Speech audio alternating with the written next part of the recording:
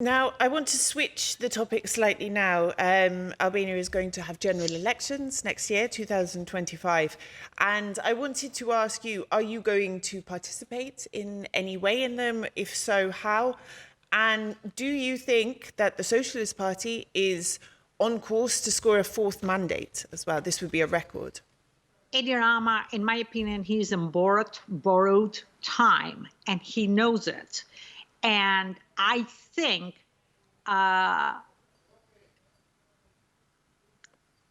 Edi Rama is very strategic, something that I have not seen it with the opposition. I've not seen it with Berisha. And if anything, I kept telling Berisha when we were doing, the Faltores, we were going around the country and so on, trying to get support for him. I was telling him that he needs a very good strategist that he needs to hire. He couldn't have done it from America because he was under sanctions, and that could have interfered for the person coming. But I'm sure in Europe you can find a lot of people that are really good. Yes. And he needed somebody for strategy on how to handle everything, and he didn't do that. And that was a major mistake, something that Edi Rama is excellent at. So in my opinion, Edi Rama didn't have a chance of winning in 2021. And I truly believe, I'm not going to say 100% because I don't have the final facts, but I truly believe that the way that Edi Rama won 2021 was by having Charles McGonigal, his friend, which in a way he corrupted, in his own way, he corrupted him. And McGonigal opened a file on Lulzimbasha, and Edi Rama absolutely used that against Lulzimbasha in order for Lulzimbasha to step back and let Edi Rama win. And I'm saying this because in 2021, when the election was going on, I kept telling individuals from the Democratic Party, like, I don't understand. There is not a campaign. Lulzimbasha is not campaigning. Like, what's going on here? And everybody's like, oh, no, he's doing great, and we're going to win it. And I'm like, no, this is not a campaign. So it was obvious that the guy stepped back, and I don't know why, for what reason. But right now it makes sense because Edi Rama very well might have gone with a file from the FBI and say, you know what, dude, if you don't step back, this is what may happen. Or I can have this guy just leave the file on the side. I don't know the details, but I have a very strong feeling this is what happened in 2021 because I know for a fact individuals that have been voting socialist for a very long time. And in 2021, they were going to vote for Democratic Party. So he got that one. Right now, in 2025, he does pretty much the same thing. And sadly, with people that I was very close to. And I've been very and extremely disappointed by my former friend, Richard Grenell. In 2023, I was thinking about starting something in Albania and maybe get involved a little bit more. And I made it known at the time. And I had conversations with Richard Grenell, and I saw a certain... He was trying to distance himself, not from me, but from going publicly for a support for me. Meanwhile, he is the person that, in between me and him, we both represented conservatism. We both represented, in a way, MAGA, which is the Trump movement, basically. And for him to take a step back, that was very weird at the time. And he kept telling me that, yeah, keep me posted, keep me posted, keep me posted. And then all of a sudden, I realized that he was having deals like this as an island, which is absolutely outrageous. He's not to be trusted. He's not a nice person. But not just that, I'm taking it a whole step, I'm taking it really far at this, because for me, this is personal. But before I learned about the deals he was doing in Albania, he started attacking, well, he always attacked Kosovo, and I always tried to cool him off a little bit. In many of the tweets before, like he would send me a tweet and he would say, well, what do you think? Should I post this? And I'm like, oh, no, you can't post this. This means Kosovo is Serbia. What are you doing? You can't do this. Or I always try to cool it off. And I was getting attacked at the same time, but I couldn't explain to people that I have a certain role that maybe is behind closed doors, and maybe you guys should let me do what I'm doing. God knows what they were I like was before. toning him down tremendously. Yeah. And then people were attacking him and threatening him, and he was posting them, and I was begging him. I'm like, no, you can't make us But what look was like his we're the bad motivation guy for because some of these tweets? Because some of these tweets... money. Yeah, this is what I was going to say. So Pro-Serbia, what happens in pro-Serbia. here? So what happened in here is that he had, he wasn't getting paid every month like people were saying that, oh, you're getting paid and you're on Vucic payroll. I didn't believe it back then, and I didn't think he would ever do it. But what happened is, after I stepped back from him for many, many reasons, he started going stronger after Albin Kurti and a lot of people. Yeah. And then he went after, I don't know, Euronews, very active, actually. Maybe you've seen this tweet.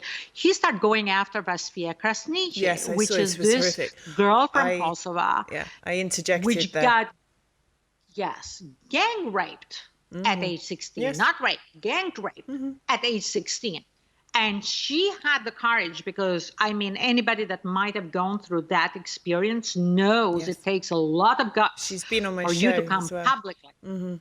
Yes, and not just that, but she went in front of Congress, course. and she gave quite a testimony about this war crime, because this is another war crime. And he started questioning her credibility. And as a woman, as an Albanian, and as a Republican, I literally lost my mind when I saw that. Like, I wasn't attacking him publicly, and that was something that I couldn't see straight, literally. My blood pressure, God knows what. So I retweeted him saying a few words, and I was being very mild, because I was trying to control myself to the best of my ability, which was extremely difficult. He calls me, and we get in a fight because he's asking me to delete it. And I'm like, no, screw you. You delete it first, and then Don't I'll attack delete it. survivors of rape. So it went on, and I knew that he's got a bunch of Serbs here, just like he had me as an Albanian, that gives him information from time to time.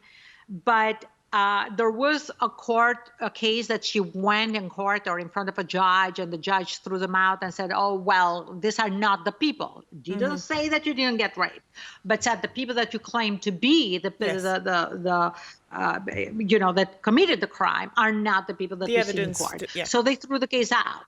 So the Serbs took this and told Grenell, based on this, her credibility is trash. And I'm trying to explain to Grenell, you should know better than to take the opinion of some Serbs that you have here in America. Genocide and massacres, as well. That, first of all, are constantly speaking on Twitter about how we are the victims, and Kosovo belongs to Serbia, and how Bosnia belongs to Serbia, and this and that. And you listen to that, that is a big major diplomatic gaffe. So that was the first one. And then he doubles down on this when Vjosa Osmani gave her some kind of a word or something. He doubled down, and that was the end of me. And I told him flat out, you and me at this point, from this point on, we're publicly going at each other, and I'm not going to stop. So I got a bunch of threats. I got a bunch of things that were not appropriate for him to say, which is fine. If Trump wins and he gets a position, I know he will persecute me, and I don't give a damn. I remain a Republican. I step back from Trump's campaign. I will not get involved until I expose everything that is happening, because now we have the island of Sazan, and I refuse for Edi Rama to give properties that are under his management to foreigners, first and foremost. Like, all the properties owned by the government of Albania should be well managed. And if they give them out, should be given only to Albanian citizens. This needs to be a law that needs to be passed immediately. And secondly, use them for political favors. So now Edi Rama completely bought his favors with Richard Grenell, with Jared Kushner, with Ivanka Trump. And to go back to the payment for Serbia, I don't think he was getting paid per se, but I know that in Albania he did get paid in other ways. But in Serbia, he was negotiating those two major buildings in Belgrade, which were apparently they are worth $150 million based on location and everything. And that's a lot of money. That's a lot of money for the Trumps. Because I know, like, when they do a deal, a real estate deal, and I'm sorry to take so long on this, but for example, Washington, D.C., they had the famous Trump International Hotel, which was great. They got a concession from the government. They got a lease, ground lease, for 99 years. And they spent about $200 million to renovate it. And they sold it for $325 million. I'm trying to give you guys an idea how much money this is for the Kushners and the Trumps also. So their profit was about $100 million when you consider closing costs and everything else. So if you do all that project and you start sometime in 2010, if I'm not mistaken, 2012, and you sell it in 2022, so it took them 10 years to exit that project to make $100 million. You understand what it means to get land that is worth as it is at $150 million. So of course they are going to jump on that. Of course they are going to be corrupted because of that.